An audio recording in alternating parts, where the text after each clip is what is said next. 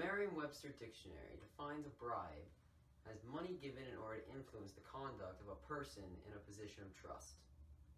Also, the Merriam-Webster dictionary defines lobbying as activities aimed at influencing public officials. Hypothetically, if an individual or group gave money to a public official in order to influence their conduct, would it be lobbying or bribery? Lobbying, in its simplest sense, is an unspoken agreement between a politician and a non-politician that a non-politician will donate to the campaign or financial base of the politician, and the politician will advocate for legislation consistent with the beliefs of the non-politician. Again, hypothetically, say politicians are debating whether stricter regulations should be put on oil companies in order to protect the environment. However, these regulations would reduce the potential profits these companies could make. In order to prevent this, an oil company hires a lobbyist to donate money to the financial base of some of the legislatures debating the new regulations, and to make these politicians aware of the company's interests and the concerns around the new regulations. As a result, the regulations are dropped because the oil company was able to convince enough politicians to change their views. Another hypothetical scenario, say politicians are debating establishing free healthcare in the U.S. Insurance companies would be against this because it completely destroys their method of income in order to prevent this. The insurance companies hired lobbyists to donate to the financial basis of the politicians and make their opinions on the matter known in order to satisfy their donors. The politicians shut down the movement. You may be thinking, don't politicians advocate for legislation consistent with their own beliefs? And if you're thinking that, it's not that you're stupid.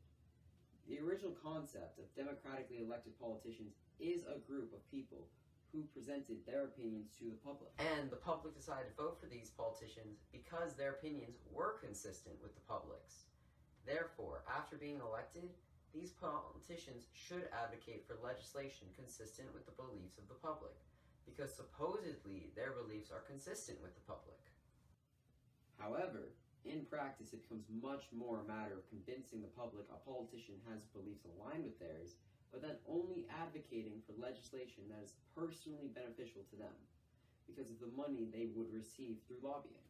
In the U.S. alone, in 2017, approximately $3.37 billion was spent by lobbyists seeking to influence the opinions of politicians.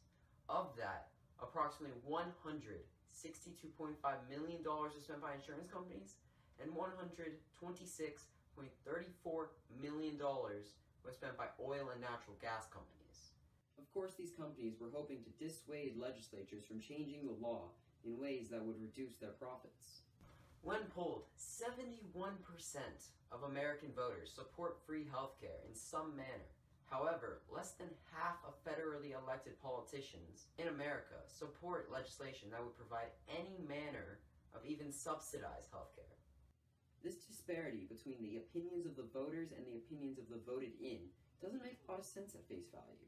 If the public believes one thing, and they elect politicians who claim to share their beliefs, the end result should be legislation consistent with the beliefs of the public. However, when it's considered how rewarded politicians are by aligning their interests with wealthy companies who can afford to pay them millions of dollars through lobbying, it becomes evident that voters' opinion doesn't matter to them.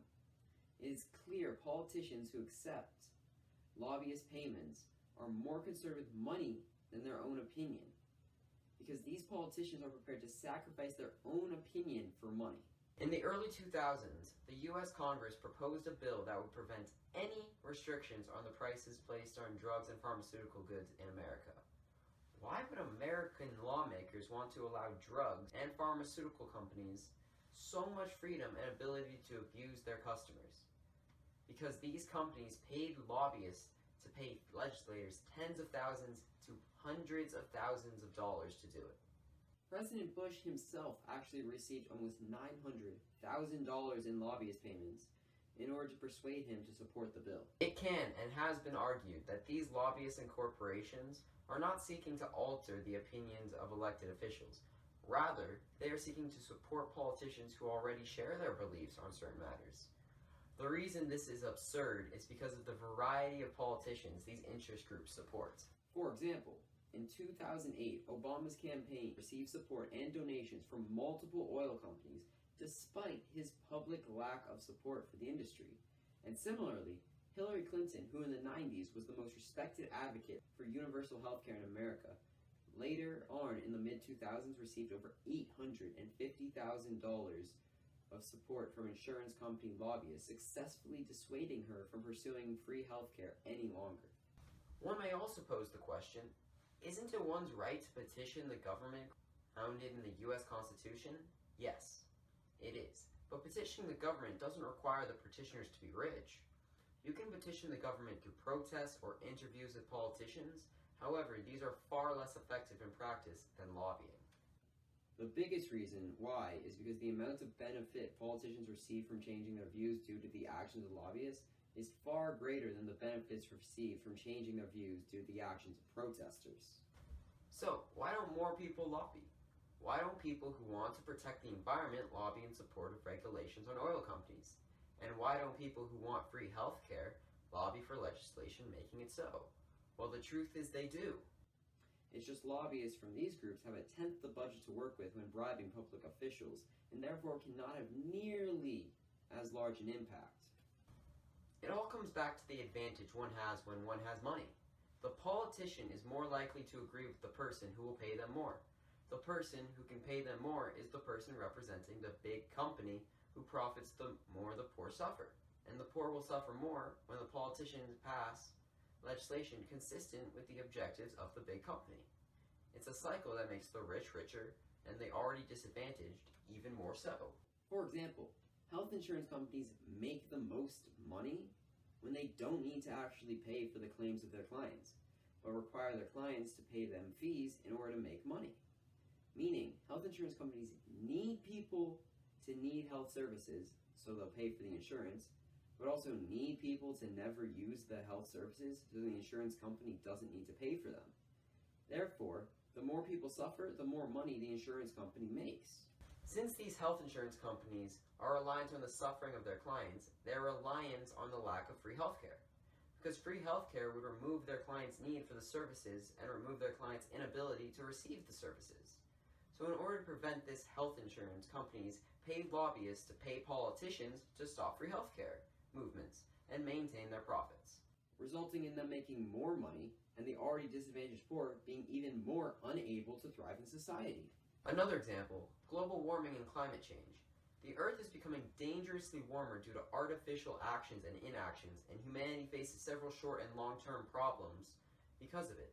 97% of scientists are adamant that these are facts, that climate change is real, that global warming is real. But for some strange reason, many lawmakers hold the belief that this so-called global warming and climate change are hoaxes, falsities, lies by the Chinese, in spite of all the scientific evidence contradicting this belief.